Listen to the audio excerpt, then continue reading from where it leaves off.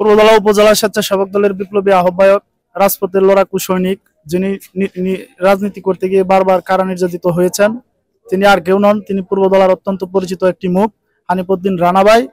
তিনি এই রাজনীতি করতে গিয়ে বারবার মামলা হামলার শিকার হয়েছেন। রাতে বাড়িতে ঘুমাতেও পারেন নাই ঠিক মতো পুলিশের হ্যারাসমেন্টের জন্য। 5 তারিখের আগে তিনি একমাত্র ব্যক্তি আমার দেখা, তিনি কোনো আওয়ামী লীগের সাথে আপোষ করে চলেন নাই। তিনি রাজনীতি করতে গিয়ে 27টি মামলা খেয়েছেন, 13 বার গ্রেপ্তার হয়েছেন। এটি পূর্বধলার ইতিহাসে বিরল একটি ঘটনা।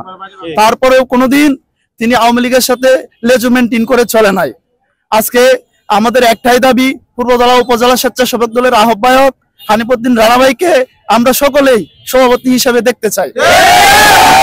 বাংলাদেশ জাতীয়বাদী স্বেচ্ছাসেবক দল আজকে পূর্বধলা উপজেলা স্বেচ্ছাসেবক দলের নেতৃত্ব দিয়েছেন হানিফউদ্দিন রানা ভাই।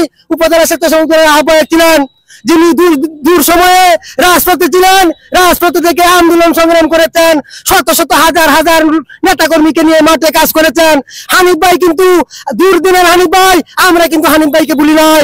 আমরা উপজেলা স্বেচ্ছাসেবক দলের আইকন হানিফ ভাই কিন্তু রাজপথে, হানিফ ভাই 27 থেকে 29টি মামলা গিয়েছে।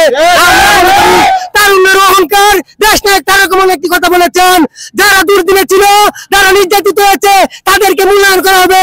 সেই কথার উপরে ভিত্তি করে আমরা মনে করতে চাই, আগামীতে স্বেচ্ছাসেবক দলের সভাপতি হিসেবে আমরা হানিফউদ্দিন রানা ভাইকে দেখতে চাই।